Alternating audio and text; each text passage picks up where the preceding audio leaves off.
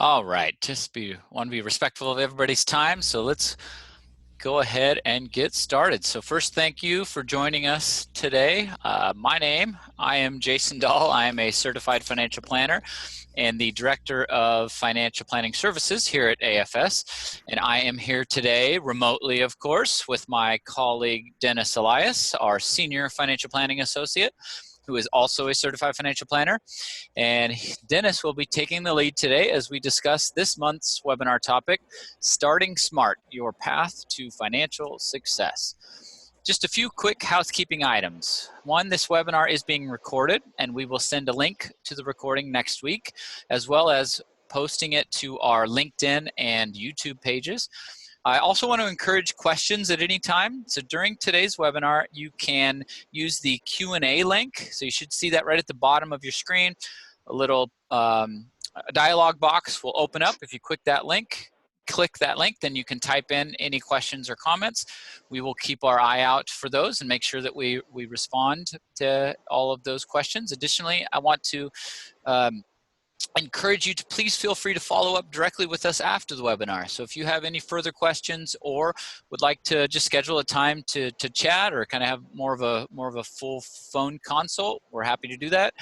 I always just like to say, we truly do love what we do and are more than happy to help in any follow-up call.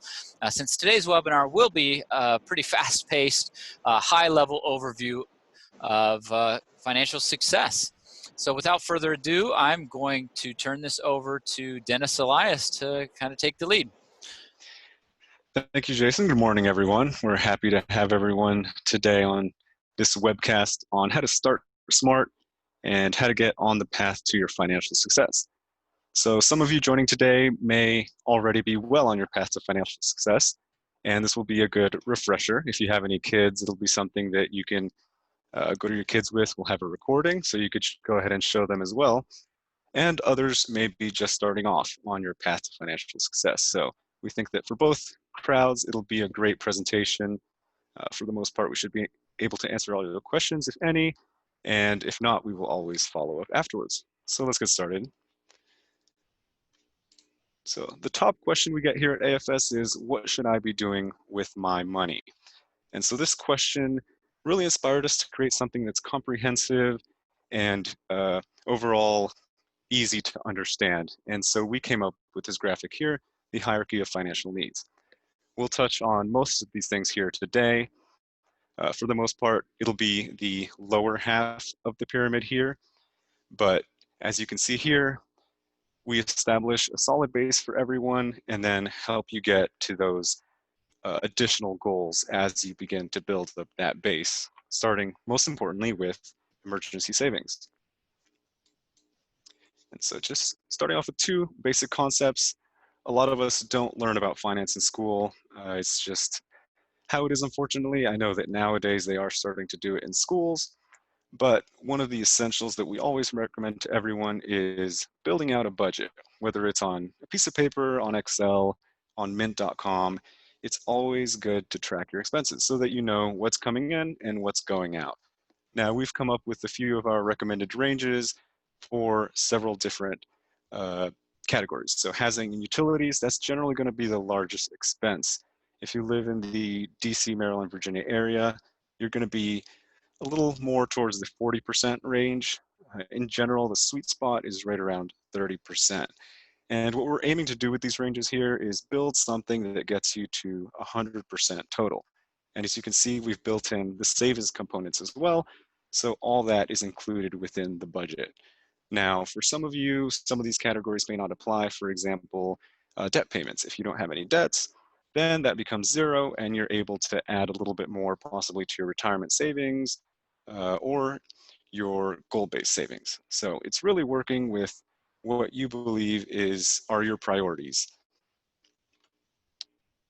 Next big topic is credit. So credit score and credit report, I'll differentiate those two now. So the credit score is a number that takes your credit history. So all your financials, all your previous loans, your credit cards, and what your history has been with regards to all that creates an overall score. The scores range from 350 to 850. Generally, the average is, I believe, right around the mid 600s. So what is this composed of? 35% of it is composed of your payment history. So this is, in large part, comes with your credit card. So making sure that you pay your credit cards every month, pay it in full, or at least the minimum. Generally, they're looking to see that you pay at least the minimum on your credit cards, on your mortgage, even on your utilities. That can also go into your credit payment history. So big factor. Second biggest factor is the amount owed. This is a big culprit for a lot of people, especially with credit cards nowadays, people who have built up credit card debt. In general, the recommendation is that you keep your credit card balances under 30% of your credit limit. So for example, if across all your credit cards, your credit limit is 10,000, you want to keep the balance under $3,000 if possible. So paying off those cards every month, keeping it under that 30% limit is an essential. The other three aren't as big, but still important. So 10% is new credit that you've recently established.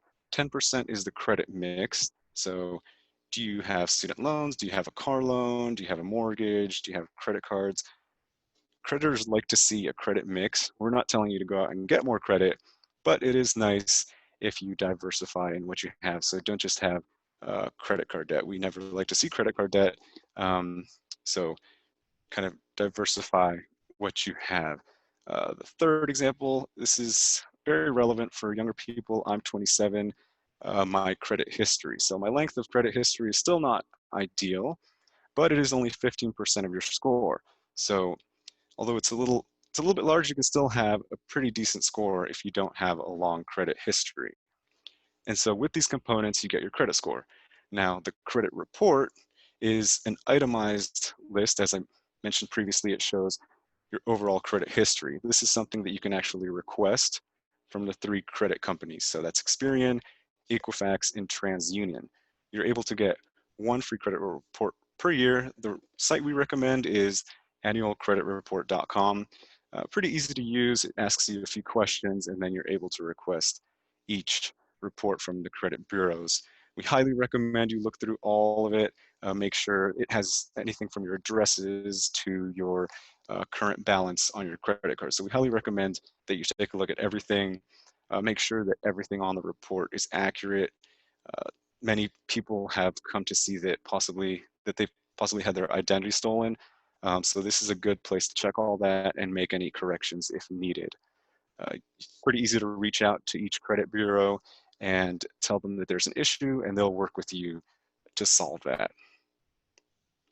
So as we look at the budget and the credit score, and the hierarchy, it's all about looking at that base. So emergencies, planning for emergencies, because sometimes life just happens. Hey, Dennis, I just Yeah, wanted to, yeah. sorry to interrupt you real quick, just Hmm? a quick note. I know there's often confusion, so that the site that Dennis just referenced, the annualcreditreport.com, that truly is the reason why we recommend it is that is the one that is truly free. Yeah. There are a number of sites out there. I think one of them is even called freeannualcreditreport.com, but it's not actually free. They either sell your information or they charge to actually get what you're requesting. So the one that you can truly get, as Dennis said, the free report from each of the credit agencies is the one that we reference on the site, annualcreditreport.com. Cool, thanks. Hmm? Yeah. So looking back at that financial hierarchy, you saw at the bottom there was $1,000 of emergency savings. So at the very least, you want you to have at least $1,000 of liquid funds in the bank. So why is this? Life happens, health expenses, your car breaks down. It's really dependent on what you define as an emergency. So we really recommend taking the time to identify what constitutes an emergency to you. So for example, for me, I don't own a car, so my car breaking down wouldn't be an issue. Now, for most Americans, we know that this is an issue. Generally, the most common issues are loss of job and healthcare costs. So having that $1,000, if you live in the DMV area, it's not a huge amount of money. It's not going to be able to pay for everything, but it will help you in many cases, whether you need to take a doctor's visit or you need new tires in the car. We want you to have those funds in the bank versus having to tap into your retirement accounts, where if you take money out, you may owe penalties, you may owe taxes. That's never something that we want to see happen to someone. So having at least $1,000. Now, once you've established those $1,000, it's really working towards having 3 to 6 months of emergency savings. That's generally the recommendation, especially for the biggest loss, which would be loss of job or income. That helps you bridge the gap between now and the time when you find a new job. So really an essential. And I mentioned having liquid funds. So where can you save these? In general, we recommend a separate savings account from your current savings if you don't already have the emergency fund. So separating it, naming it something else if you're able to on the online site should be something that you can easily deposit into, and it's not too easy to pull funds out. So nowadays there are a lot of online saving accounts like Marcus and Capital One 360. Those are two that I personally like. They have good interest rates. It also kind of helps with the separateness of everything. If you have like a local bank branch, you have all your accounts there. If you open this separate account, it's kind of a set it and forget it. You don't remember until you need it. So keeping that separate is nice, especially if you're tempted to tap into that account for any other reason. Now, I mentioned healthcare expenses. That's in general always a big factor when it comes to emergencies. A lot of people uh, need to go to the hospital all of a sudden and they may not have the funds. So we'd like to take a moment and discuss health savings accounts. So health savings accounts serve as basically a healthcare emergency expense fund. So it would be completely separate from any other savings accounts. It's actually offered through your employer or through the insurance exchanges. And what it does, it coincides with what's called a high deductible health plan. So as the name states, a high deductible health plan comes with a high deductible. So for example, you may have a $2,000 deductible. So under $2,000, you would need to pay out of pocket for any health expenses.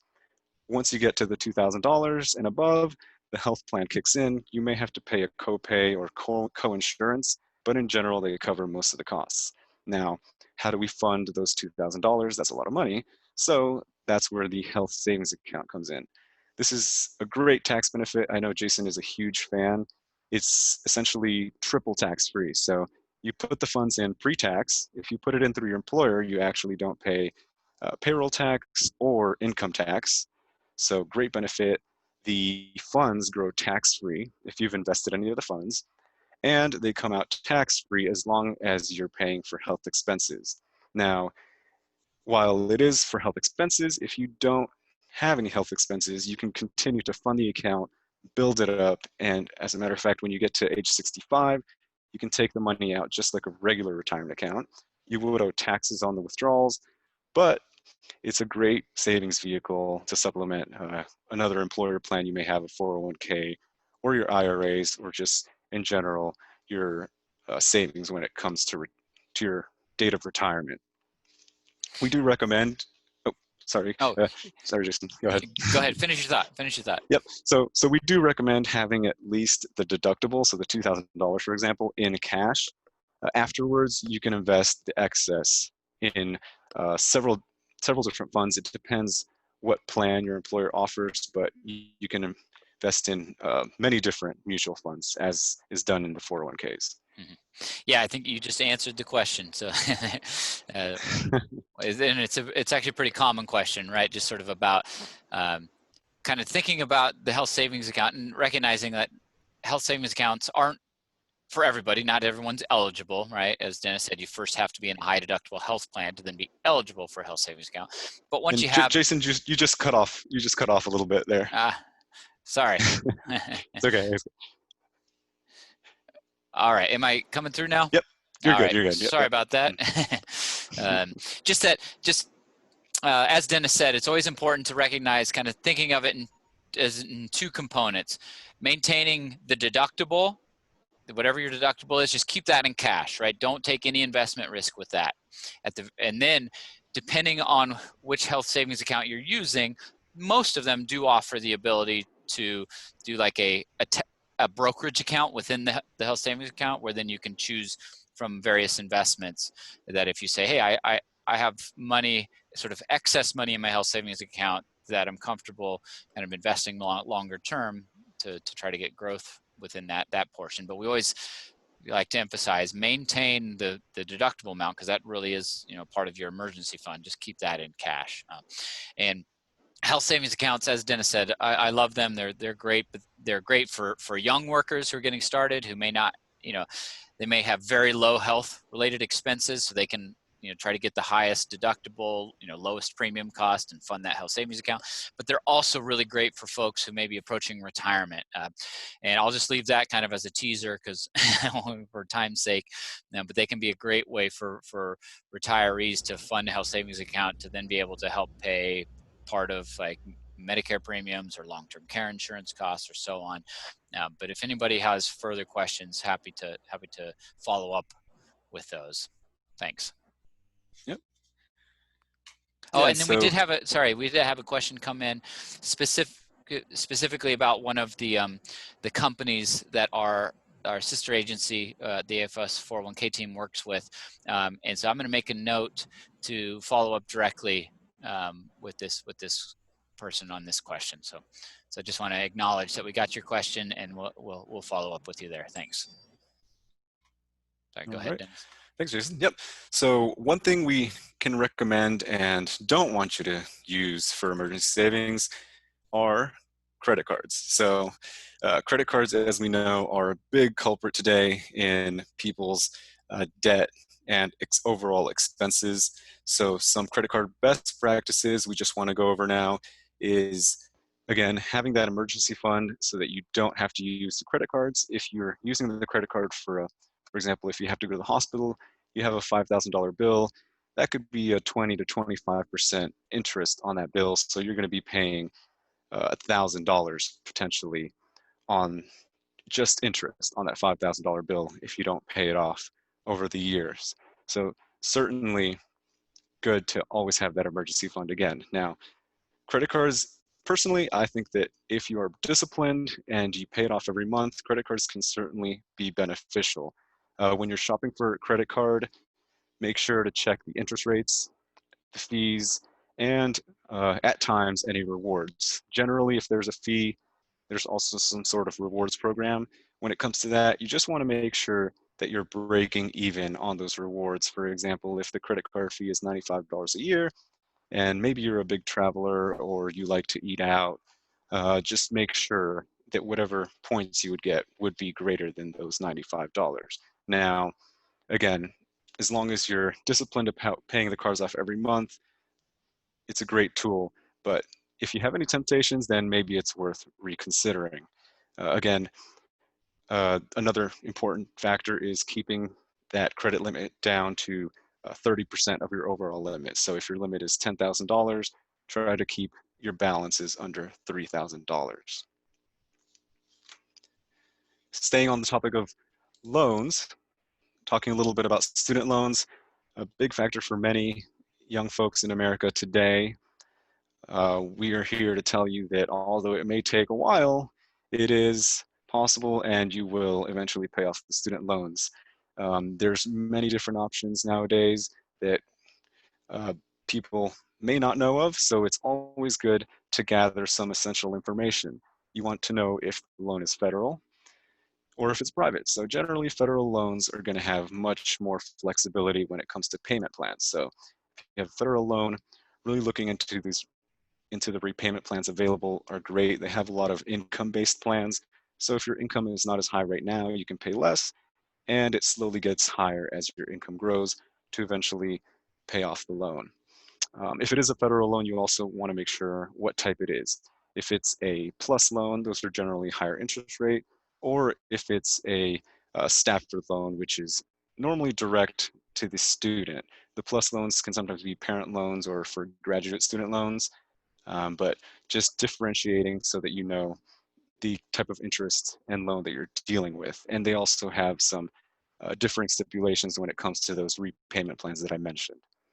You'd like to know you need to know your loan balance and your interest rate, of course, and then the servicing company. So if you have a federal loan, they actually have an intermediary that serves as a third party that you can contact to discuss payoff options, and they actually take your monthly payments. So the government doesn't directly loan you the money, they actually work through them. So uh, once you've established that and you've looked at the options for repayment, maybe your interest rates are really high, maybe the options don't really work for you. There is also another option that's refinancing the loans. And so what that entails is you gather all your balances across your different loans and you consolidate them into one loan that is generally at a lower interest rate. So we have actually come up with a flow chart, and I won't get too into the nitty gritty on this today, but in general, refinancing makes sense when your credit score is higher than 680. You have a steady income, but the income is currently not able to support the standard loan payments, and if your interest rate is over 6%. That's generally when we see this pay off.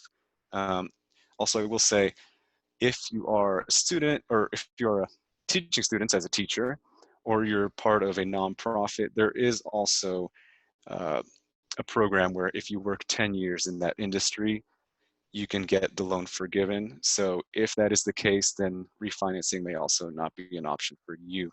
Jason, I'm not sure if you have anything else here on refinancing, but Sure. I was just just a couple quick comments. One, just let folks know that we actually have a whole separate presentation where we dive really deep into student loans, right?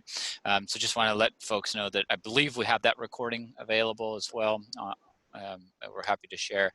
But then it is one of the things that Dennis touched on that I want to emphasize is just recognizing one of the key differences between private loans and the federal loans, and you can potentially refinance all of them, right, or any of them, but as you sort of go through this flow chart, when you get down to kind of the bottom two bubbles there, that's where we really start to kind of identify the difference between if you have a federal loan or a private loan, and just the importance of recognizing that the federal loans do offer some of those additional benefits or added flexibility that Dennis just touched on, such as the possibility of loan forgiveness depending on your place of employment, right? If you're a teacher or work for certain nonprofit agencies.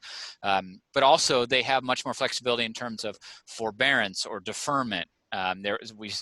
Some folks may have benefited from that earlier this year, right? As a part of kind of the CARES Act, there was some different extensions of student loan deferments and forbearance, so that kind of added flexibility generally does not exist in the private loan world, right? So if you're considering refinancing your federal loans into a private loan because you think, hey, I can consolidate, I'll just have one payment at a lower interest rate, we just want to make sure you keep in mind that you would be giving up those sort of added flexibility that's made available through the federal loans. So, thanks, Dennis.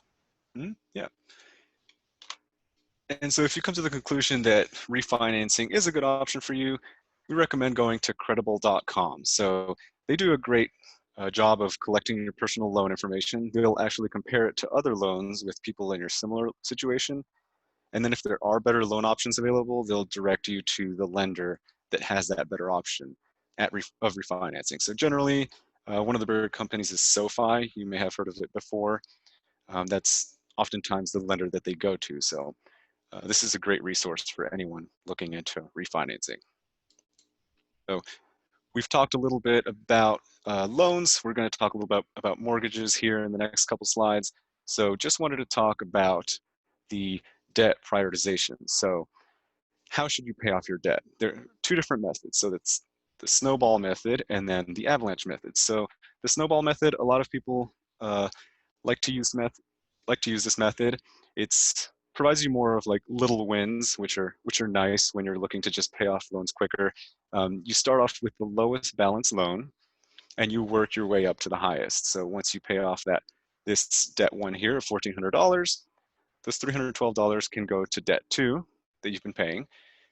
And then once you pay that off, it can go to the higher loan here, which is more than likely a mortgage when you're looking at a balance like that. So this is a nice method if you're looking for little wins. We don't think it's the ideal method, really, in saving money overall. We hate to see people throw away their money to the credit card companies, really. So looking at the Avalanche method, this is really going to save you more money when it comes to interest over time. Looking here, if you look at debt 2 again, that has an interest rate of 25%, a balance of 17,000. You look over at debt 3, interest rate of 6%, balances of 175,000. You may say, Dennis, that monthly payment is $1,400 a month. I'd like to get rid of it as fast as possible. The other one is $143 and not a big deal. But comparing apples to apples, let's say debt 2 is $10,000. So $10,000 interest rate of 25%, you're going to be paying $2,500 a year in interest. Let's look at debt 3. So at 6%, $10,000 loan, you're going to be paying $600 a year in interest.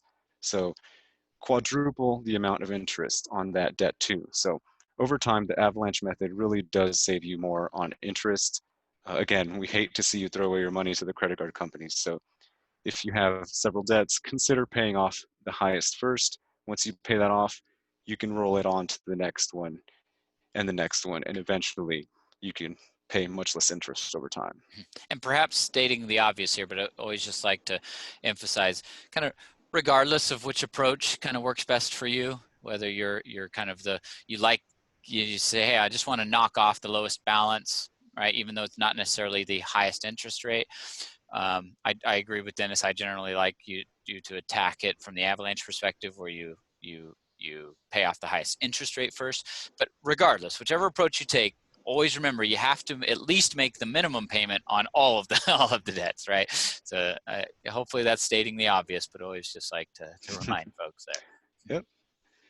Yeah. So, oops, here we go. All right, so let's move on to buying a home and discussing a little bit about mortgages. So for many of you, and for me personally, I know I think about buying my first home a lot. For some of you, maybe parents, your kid may be currently discussing purchasing a home. So we just want to be sure that you check off all the boxes before getting into it and that you know what you're getting into. So before beginning the home search, we want to make sure you build up those emergency savings. Again, emphasis on the emergency savings. I mentioned 3 to 6 months. When you're buying a home, you want to lean more towards the 6 months. Why is that? Emergencies happen. You may have to call the plumber, the electrician. You may need a roof repair. Those are pretty expensive repairs. So you want to have robust savings so that you don't, again, have to tap into your long-term retirement savings. Another good recommendation is to aim as close as you can get to that 20% down payment. Most lenders want to see 20% down payment. I think at times there's a misconception. You actually can purchase a home if you don't have a 20% down payment. One of the sites that does a great job of explaining this and kind of tutoring you on what mortgage options are available for those that don't have a 20% down payment is NACA.com, Neighborhood Assistance Corporation of America. So they offer a lot of flexibility with credit scores. They have a lower required down payment, and they really help you out in finding what's right for you. When it comes to the under 20% down payment loans, the most common is an FHA loan, which is a federal program. And there's also state programs, in fact, that help out with the down payment. I know that DC, Maryland, and Virginia all have programs, pretty robust programs. Maryland has a pretty good one. Virginia as well. I think Virginia will actually give you like $2,000 for your first down payment, depending on whether you qualify. But these loans are generally more lenient, again, on the credit scores, and you can actually get as low as 3% down payment on most of these. Just a note for disclosure, if you do put down less than 20%, you will have to pay primary mortgage insurance, known as PMI. So on top of your mortgage, you have to pay, sometimes it can be a couple $100, $100, $200 on top of that monthly payment because you haven't reached that 20%. Now, once you have enough equity, so the gap between what you owe on your mortgage and the value of the home, so for example, let's say the home is worth $200,000, your mortgage is worth $180,000. So once you have that 20% gap, you can actually drop the PMI. You would just have to go to the lender and make sure that they process everything correctly and are aware that you can now drop that primary mortgage insurance. So when it comes to home loans, for first-time home buyers, FHA loans are a big one. If you don't get an FHA loan, highly recommended to get a 30-year loan. Why is that? offers a lot more flexibility. So starting off, you may not have a lot of income currently, but as you grow in your career, in your financial life, your income grows. So you have the flexibility always of paying that 30 years off faster. You can always pay an extra payment. You don't want to get locked into, for example, a 15-year loan, have a higher overall payment, and you have to pay it off within the 15 years. So having that flexibility with a 30-year loan is a great option. Also, currently in the low interest rate environment, we also recommend going with a fixed rate loan versus a variable loan. So what's a variable loan? A variable loan, as it states in the name, can vary depending on the current market. So as interest rates go up, the variable loan can also go up. Whereas the fixed rate, you're locking in the rate now. Because rates are so low now, you're locking in a great rate. We're in the lowest interest rate environment in history. So we recommend definitely looking into those fixed rate loans. Yeah, I was just going to add to it. So, uh, obviously everybody's situation is unique, and it's always really good to shop it around too, right? Because you can. We always say it's great to talk to kind of like a traditional bank, a credit union if you're a member of a credit union, as well as a mortgage broker, right? And we always recommend just let all three of them know that you are shopping it around, so that you're looking for the best, the best rate, the best deal, lowest closing costs, which are a big variable. So just want to encourage folks to shop it around. And then like Dennis said, I think fixed rate loans right now make a lot of sense, especially for younger first time buyers. But again, everybody's situation is unique, and there might be other variables obviously that play into it. Yep. And so just taking a pause, let's see, do we have any questions here? Okay. Yeah, so We someone did. asked, is Yeah, yep, go ahead. is it a good time to buy a home now? So in general, so as many of you know, the markets have not been too great. Jason, you can Yeah. chime in here too, but really the housing market hasn't really been affected a whole lot.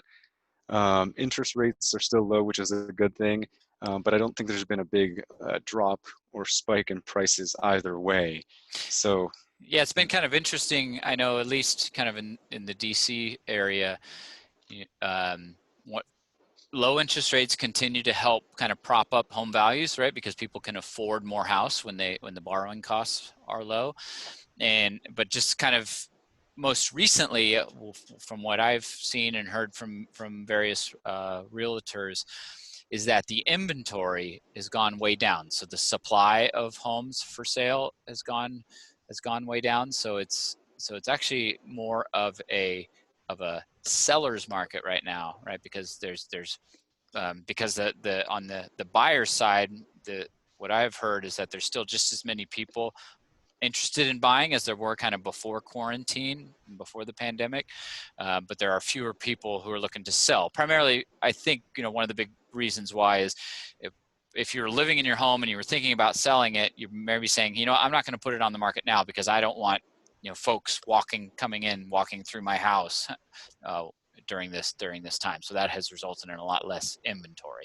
All right, but again, it all depends, right? What location you're looking at. It really, that old adage about real estate, it's location, location, location. All right, so definitely recommend you speak to a realtor, right, and really kind of get an idea of, all right, this is the kind of the neighborhoods or the areas that we're looking to buy, the price range we're looking for, and just come to understand, all right, what's the market look for that particular area. But that's kind of our general viewpoint yeah, on that right now. yeah. So as you buy a home, the conversation normally pops up, not always, of course, but when you are looking to expand your family. So whether it's a spouse or a child, we always like to emphasize to communicate with your significant other if you have one. I like this slide. I think it's a little bit funny, but before you say I do, uh, discuss your finances with your soon-to-be spouse. So money commonly ranks as the number one cause of tension in relationships. So we just want to make sure that you each have a clear understanding and an open conversation about your financial picture. So talking about income, talking about credit score, always great. Talking about debt, you don't want to be blindsided by your significant other who may have a lot of debt. So discuss that, see what plans they have for repayment, discuss their financial goals, How do your financial goals align? They don't have to align. Your financial goals can be different, but you just want to be sure that you're taking both of your goals into consideration. Same thing with spending habits. They don't have to be the same, but you just want to review your goals so that they're aligning with your current spending. Someone may have a lot of debt. You may not have a lot of debt, so you may be able to spend more freely than they are. So it's really just understanding where they are today, so that you don't cause any tension in the relationship. So Yeah, you know, like anything, but particularly with finances, right? When you're in a relationship, it's great to have good lines of communication, right, with one another. But finances can be a difficult, topic to discuss. And in our experience, sometimes having an intermediary can be helpful, right? So call Dennis and say, "Hey, Dennis, can you talk to my fiance and me?" Or right, I'm just partially joking, but I do think that a lot of folks can benefit from kind of having some professional advice and an intermediary to kind of help facilitate the conversation and just add professional advice to understanding kind of what you're getting into and what you have. yeah, I think that sometimes hearing it from someone else can be advantageous for both people. Yeah. So um, another big thing is having a child. Always recommend talking thoroughly with your partner. Child care and overall child costs are a huge expense nowadays, especially in the DC area. So it's really discussing how would you like to essentially raise your child? Would you like to send them to a daycare when the time is right? Would you like to have a nanny come in? Or maybe one of you decides to be a stay-at-home parent. So communicating how you're going to manage those costs and deal with the day-to-day. Also consider opening a separate savings account for any childcare costs. Some employers actually offer what's called a dependent care FSA, flexible spending account. So that's something we recommend if you have the option you save into to help cover those childcare expenses. Quick note on the FSA, it is use it or lose it for the calendar year. So you just want to be sure that you contribute enough to cover the costs and not go over and lose what you've put in there. Easily confusable, oftentimes confusable with the HSA, the health savings account that we talked about earlier. Just to emphasize, they are totally different, totally separate, and HSAs are not use it or lose it. That money is yours forever, as opposed to the FSA, the flexible savings accounts, where you put that money in, you get a deduction for it, but you need to then take the money out for the eligible expenses such as childcare in the eligible time period, or you do lose that money. Yep. And then as your child grows, you may know it's time to discuss college costs, another huge expense. I think that uh, probably the biggest complaint I hear from a lot of parents is the cost of raising a child. It's unfortunate, but it is expensive. So discussing college plans with both your spouse and your child is always a good thing. Open those lines of communication so that there's no tension in between anyone on what the plan is, whether you plan to partially fund your kids' college, whether you want to pay for everything. Always discuss that. You don't want to get to the point where it's time to pay for college and then you may tell your significant other, well, take out loans and it's all on you. That can cause some tension. So discussing that beforehand. If you do want to partially or fully fund college, we recommend looking into a 529 college savings plan. So this is a great savings tool. You put in the money pre-tax.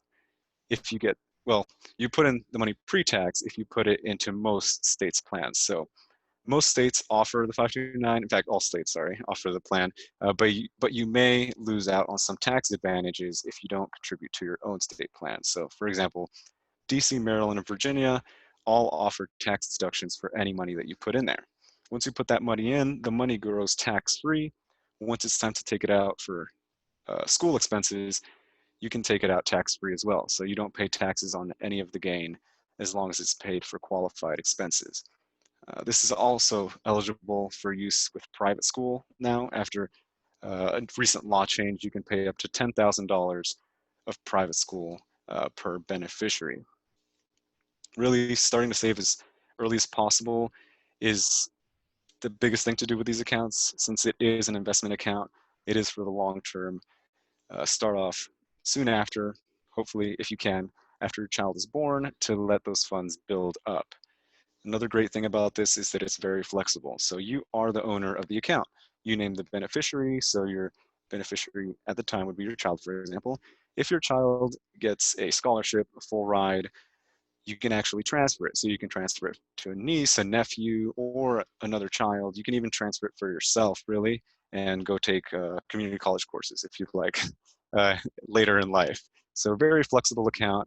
Um, start as soon as you can and look into your specific state plans. So here are the links for DC, Maryland, and Virginia. These are all solid plans. We really like the Virginia 529.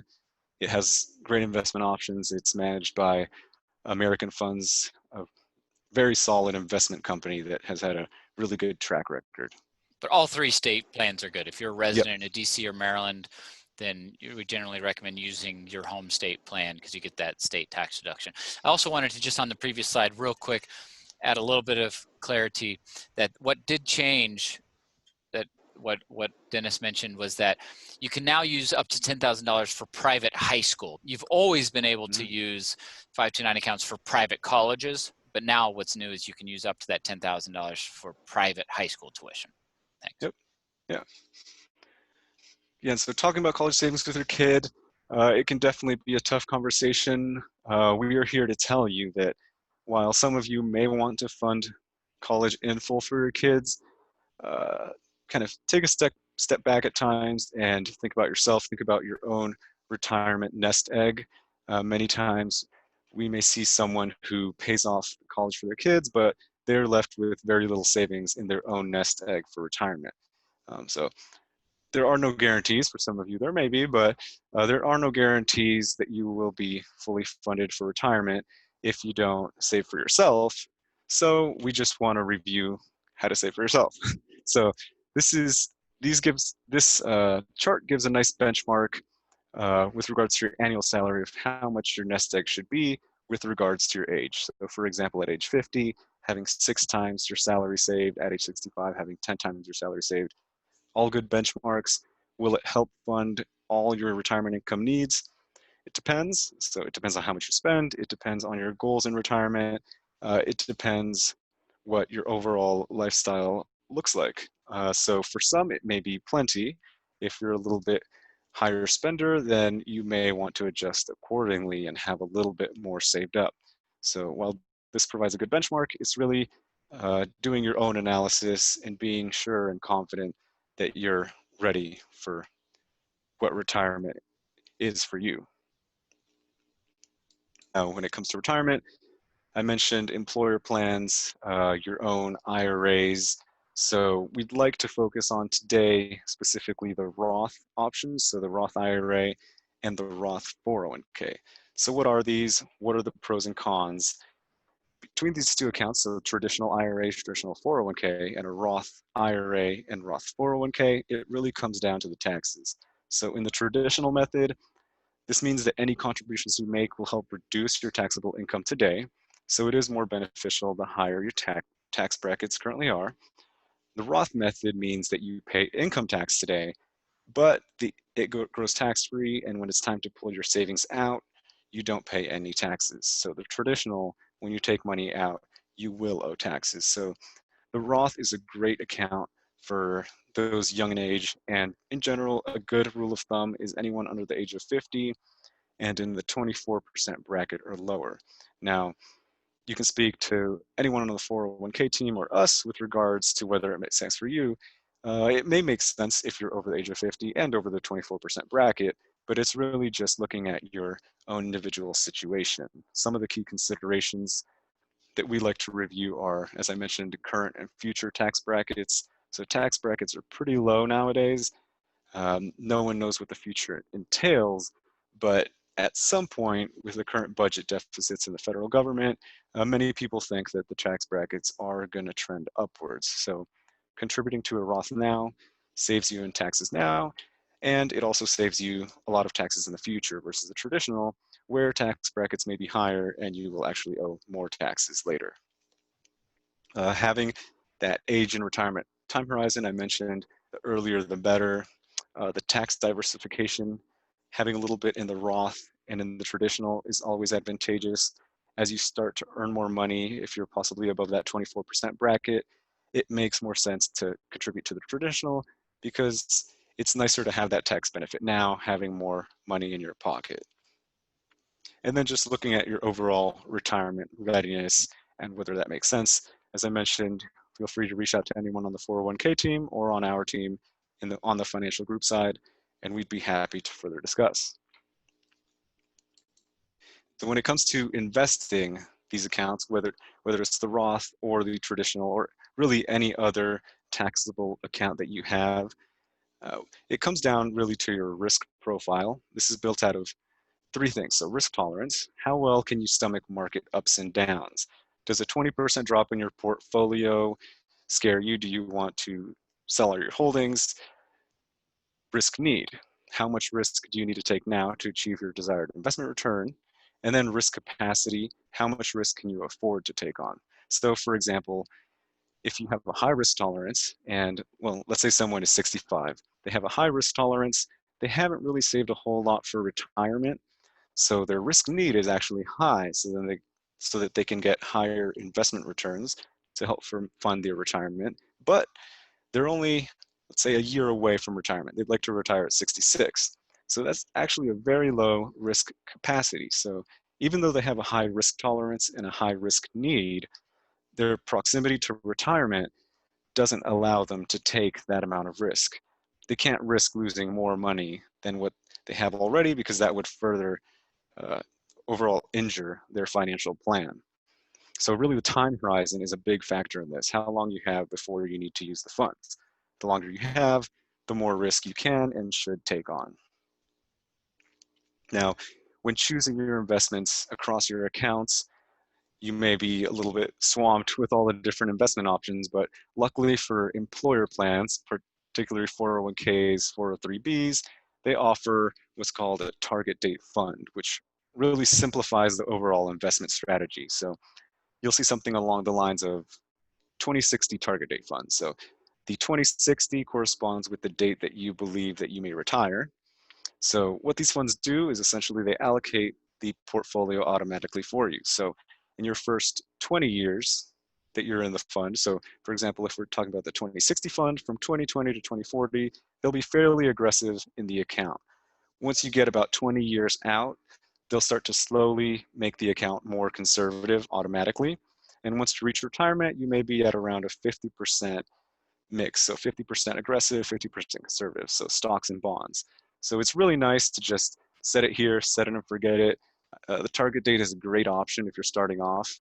Always recommend it. As your account balance grows, it may make sense to further diversify to get some different sectors and asset classes in there. But it's really looking at your current situation and discussing it with someone on our team. And also, we'd just like to take a moment to discuss the importance of staying invested. This is very relevant now over the past 4 months. So this is actually shows the housing bubble, but it's this, you can apply the same logic today. So here we see someone that invested in January 2007, the height of the housing bubble. You'll see the crash here. Now, person one, so light blue line, decided to stay invested. So they decided to stay invested. You can see they have now outpaced the market fairly well. Person two freaked out at the bottom of the market. They decided, let me take a break. Let me take a year break. This is a lot for me. I can't handle this right now, so let me take a break. Took a year break, saw that the markets had recovered. So they said, okay, it's time to invest. As you can see, person two will never catch up to person one. So really, this is very relatable today. In March 23rd, 2020 was the market low for the COVID-19 crisis. The markets have now recovered. Many people sold on that low and are now kind of kicking themselves because the markets have come back with a vengeance, really. So staying invested, some of the best days in the market come shortly after some of the worst days. So just want to emphasize this, especially if you're younger in age. Don't freak out. You have many years to come. And in general, throughout history, the markets have returned. Now, if the markets hit zero, there are bigger problems in the world, and money it really isn't that important at that point. So just stay calm and confident. You can always call someone on our team to discuss, and we can try and help settle you down.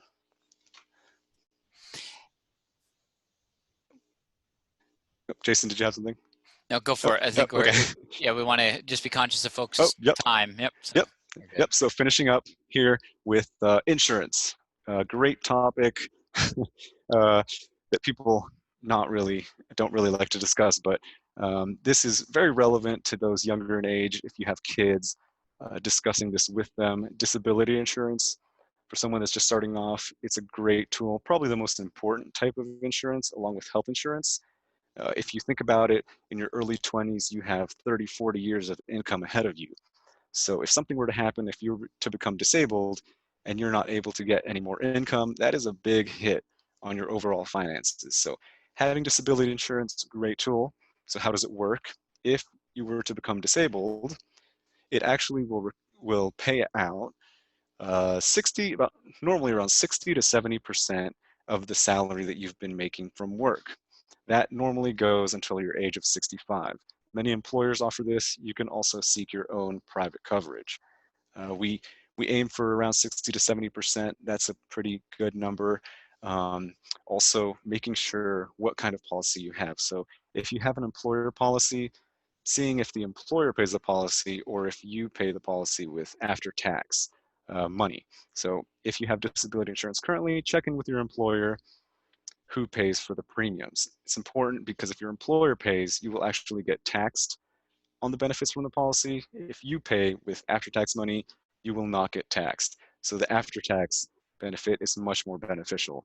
And if your employer does pay for it, see if they can possibly switch to you paying for it. And if not, then you can also look into private insurance coverage. So through an insurance company and compare and contrast the costs there.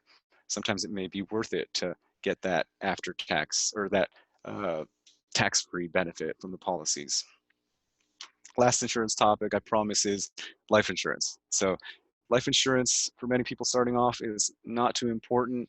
As you can see here, you go up on the chart, really the height of when you need that insurance is when you settle down, when you have a mortgage, when you have children, those children are ready to go to college, you and your spouse are saving for retirement, so you really need that income protection. If you and your spouse make $200,000, you make $100,000, something were to happen to you, your spouse is going to lose out on half of what you've been getting. And so that's a very big hit for most people. So having the proper amount of insurance helps hedge anything that happens to you and helps cover any needs. Now, as college ends, your mortgage is paid off and your children are off payroll, life insurance becomes less relevant. And this is why we oftentimes recommend term life insurance versus permanent insurance. Uh, as your income grows, then and you have a lot of savings, permanent insurance may make sense, but for most people, term life insurance makes sense. Just another quick note for those of you that are young, looking into insurance now, if it's something you want, is a nice option. It's very cheap nowadays. You can get a 20 or 30-year policy for a fraction of the cost, uh, just 5 or 10 years from now, really. So if you're interested, now is a good time. And assuming you're healthy, always. Assuming you're healthy, All right. yes. Yep, yep. Yeah, and so for life insurance and the retirement accounts that we discussed, the 401k, the IRAs, the last thing we want to say is just make sure to check and update your beneficiaries accordingly. So if anything changes in your life, you get married, you have kids, double check your beneficiaries. They are the ones who are going to get your life insurance proceeds, any proceeds from your retirement accounts if anything were to happen to you. So we always recommend double checking. Sometimes people forget about some old accounts they had, and changing that is really beneficial because whoever's listed on there will get the money and there really will be no debate about it once they're listed on there. So just double check your beneficiaries. Yeah, so we've gone through a lot today. Let me see if we have any additional questions. Yeah, while you're checking that, Dennis, I think we're good there. But yeah, great job. I know, as you just said, you covered a lot of information today. So we recognize that we don't have time, obviously, in 1 hour presentation to go into great depth on any one particular topic. So we encourage folks to please follow up, reach out if you have any, specific questions, additional, observations, feedback, anything you'd like more information on, or you can definitely check out. We have a lot of other good information online, other recordings available, and so yeah, you can check out our other recordings there on the site that Dennis just put up. And then I think on the next slide you have some of our contact info. Yeah. Yeah. So that's our good looking team, and yeah, I think we're about to wrap it up. So let's see here. So yes. So another question of, can you share the various websites and information suggested throughout this presentation? Absolutely. So on the one hand, once we get this recording downloaded and up in our system, we will actually send an email to everybody who attended today's webinar that will have that information in it. So you'll have the slides, you'll have the actual recording. So in the slides, of course, you'll see all those, and then maybe I will suggest to Natalie on our team that maybe we can kind of pull out the various websites kind of in the summary and just sort of bullet point those, so they're kind of easily accessible if somebody just kind of wants to have that summary. So I think that's a great idea. We'll try to do that. So thank you for that question and comment. So I know we try to keep these to an hour. So you did a great job, Dennis. We got Right us on the there. mark. Yeah. Yeah. So thanks everybody. I don't know, Dennis, if you want to have any parting words. Yeah. Thank you, everyone. Thank you for joining us. As always, feel free to reach out to anyone on the team, whether you're work with the 401k team or the AFS Financial Group team. We're happy to help. All right. Stay safe, everyone. Stay healthy. All right. Take care. Bye-bye.